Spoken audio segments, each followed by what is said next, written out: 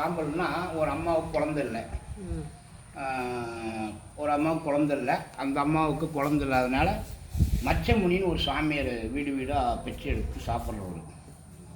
அவர் வந்து சாப்பாடு இது பண்ணக்குள்ள ஒரு அம்மா குழந்தை இல்லை சொல்லிட்டு இது பண்ணிட்டு அந்த மச்சமுனின்ற சாமியார்கிட்ட அந்த அம்மா கேட்டது.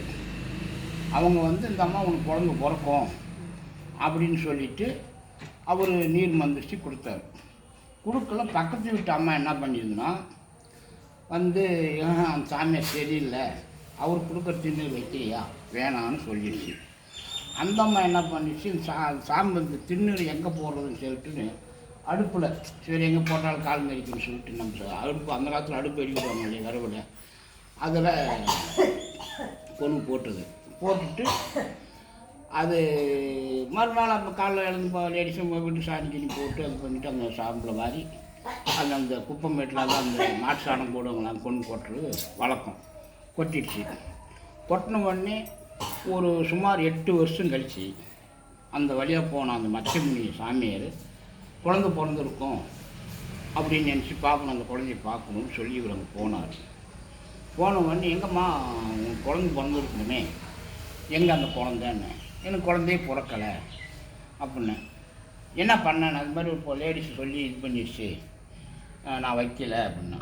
சரி அந்த நான் கொடுத்த திண்ணூறு என்ன பண்ணீங்கன்னா, இது மாதிரி சாம்பலில் போட்டுட்டு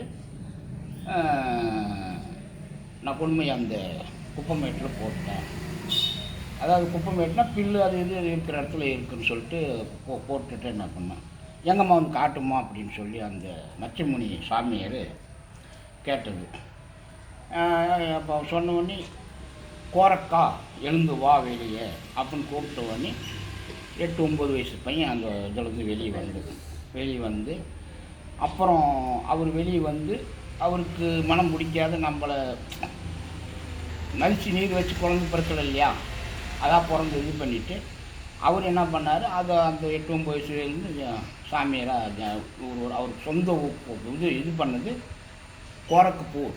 அதுதான் கோரக்க சித்தர். அதாவது வந்து உத்தரப்பிரதேச மாநிலம், அதாவது நேபாள் போகிற வழி, நேபாள் காட்மண்டு போகிற இதில் தான் அவர் அந்த இதில் பிறந்தது. அவர் வந்து அங்கேருந்து அப்படின்ட்டுலாம் மாநிலம் சுற்றிட்டு ராமேஸ்வரம் போயிட்டு, இது காடாக இருந்தது, ஊரில் இல்லை, இது 2 கோயில் தான் இருந்தது, இது எதுவுமே இல்லை, சும்மா அப்படி சமமாக மரம் மட்டையாக இருந்தது. அவர் போய் இந்த கோயில் காசிக்கு நிகரான கோயில், காசி விஸ்வநாதர், காசி அன்னபூரணி, அதனுடைய உருவம் நீ காசியில் பார்த்தீங்கன்னா அதே விக்கிரகம் அதே தோற்றம் தான். இதை இவர் 1600 வருஷத்துக்கு முன்ன இதெல்லாம் ஊரில் எதுவும் கிடையாது, ராஜா தான் கோயிலை கட்டினவர். அவர் இறந்துட்டார், அவங்க வாரிசு தான் அந்த தெய்வம், அவங்க கண்ட்ரோல் தான் இருக்குது. இப்போ வந்து இப்போ கவர்மெண்ட்டு கோயில் சேர்ந்தாலும் இவங்க அனுமதி இல்லாத எதுவும் இங்கே செயல்பாடு இல்லை, இவங்க கண்ட்ரோல் தான் இருக்குது. எல்லாம் நடைமுறை கரெக்டாக பண்ணுறாங்க. இப்போ எங்களுக்கு ஆதரவு கொடுக்குறது எல்லாம் பண்ணுறது அவங்க தான். இவங்க ஆதரவு நாங்கள் கொடுக்க முடியாது. ஊரில் 10 விதமாக 10 பேர் பேசுவாங்க, அது ஒருத்தர் அப்படி. ஆனால் எங்களுக்கு ஆதரவு முழுசும் கொடுக்குறது இவங்க தான். இவங்க கண்ட்ரோல், இவங்க தான் என்கிட்ட சாய் கொடுத்துக்கிறாங்க. எனக்கு முன்ன ஒரு சாமியார் பூஜை பண்ணார், அவர் உடம்பு செல்ல இதுக்கு போயிருக்கிறார், பாண்டிச்சேரி போயிருக்கிறாரு. அவர் வர வழி நான் பூஜை பண்ணுவேன். அது வச்சுக்கிறதும் வச்சுக்கிறது அவர் கையில் இருக்குது. நான் வீட்டோடு இருக்கிறேன். வீட்டோடனா நான் இந்தியா பூரா சுற்றிருக்கேன். இவரை பற்றி நமக்கு தெரியும்னா ஓரளவுக்கு நான் பெருசாக சுற்றிட்டுன்னு சொல்லிட முடியாது. இவரோட பெரிய ஆளாக கிடையாது. 51 சக்தி பீடம், 27 வருஷமாக சுற்றுறேன். வீட்டோடு இருந்துட்டு நல்லா இருக்கிறாங்க, குழந்தை குட்டி எல்லாம் இருக்கா. ஒரு 30 நாளைக்கு இந்த ட்ரெஸ் போட்டுன்னு வெளியில் சுற்றுவேன். இந்த வருஷம் 27வது வருஷம் இங்கே பூஜை பண்ண விட்டார். அது என்ன அவர் சுத்தமாக என்னுடைய பாக்கியமாக அது அவருக்கு தான் தெரியும். கோரக்கோட சொல்லி தான் தெரியும். நான் காசி போயிட்டு போகலான்னு தான் பிளான் பண்ணேன். இந்த காசி தான் அவங்க சேமிட்டு இங்கே கொண்டாந்து விட்டார். அவருக்கு உடம்பு செலவு பண்ணணும், அவர் நான் பார்க்க வரணும், நீங்கள் இருங்க, புடக்கடை தெரியுமான்னு கேட்டார். தெரியும்ண்ணே. சரி தான் சாய் கொடுங்க, நான் போயிட்டு வரேன், நீங்கள் பூஜை பண்ணுங்கள். எவ்வளோ நாளும் சொல்ல முடியாது, 3 மாதம் 4 மாதம். அப்புறம் ராஜாவை கேட்டால் ராஜா நான் சாமி எங்களுக்கெல்லாம் பல்லாரும் பிடிச்சி போச்சு, நல்லா இருக்குது, நீங்கள் பண்ணுங்க. அவர் சாய் கொடுத்தாரு. கோயில் இருக்கு. அவர் இங்கே தங்கியிருந்து அந்த தான் பாவம். அதுக்கு வந்து இந்த பணம்னு சொல்லுவாங்க இல்லையா, அதாவது வந்து இந்த பூவு அது இதெல்லாம் இருக்குல்ல, அது மாதிரி குளம் இதெல்லாம் இருந்தெல்லாம் பழம் நெருங்கி நந்தவனம் அந்த நந்தவனன்றது அங்கே தான். அந்த நந்தவனத்தில் அவர் தங்கி இங்கே பூஜை பண்ணி அவர் சரி சமைச்சு சாப்பிடல, ஏதோ பிச்சை எடுத்துட்டு காய் கறி ஏதோ ஒரு பிடிங்கிட்டுன்னு அவர் 1200 வருஷத்துக்கு முன்ன அதுக்கு உண்டான 6 இடத்துல 7 இடத்துல கோரக்கர் ஜீவசமாதின்னு இருக்குதுன்றாங்க.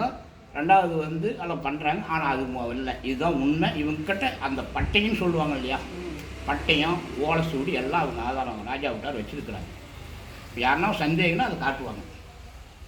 அந்த ஓலை சூடி அது அவங்க நிர்வாகத்துக்கு தான் இருக்குது, அது அவங்க கண்ட்ரோலில் வச்சுருக்குறாங்க, அதுக்கு ஆதாரம் இவங்க வச்சுருக்குறாங்க. அதனுடைய இது பாரம்பரியமாக அது அவங்க தாத்தங்காலத்துலேருந்து அப்படி இப்படியே மாறி மாறி வருது. அப்புறம் அவர் இங்கே வந்து தங்கியிருந்து அங்கே தான் அவர் தங்கியிருந்தது. ஜீவசமாதி இங்கே தான் இறந்தது. அங்கேனா அவர் சமாதி பண்ணது இந்த இடம் தான் பண்ணிவிட்டு அப்புறம் பொறுப்புலாம் விட்டாங்க. அப்புறம் ராஜா கண்ட்ரோல் அப்புறம் அது வந்து இவங்க தலைமுறையில் வந்து தான் இப்போ இது ரெடி பண்ணி இது பண்ணிட்டு காலையில் 6 மணிக்கு திறந்தது. அவங்க திறந்துருந்தாங்க. அவர் பெரியவர், உடம்பு சரியில்லை, 6 மணிக்கு திறந்தார். எனக்கு வந்து நீ அப்படி திறக்காதனா ஏன்னா அதே பண்ணுறேன் அப்படின்னு சொல்லி 4 மணிக்கு திறச்சு. 4 மணிக்கு இப்போ மார்கழி 1 4 மணிக்கு இப்போது அன்னதானம் நின்று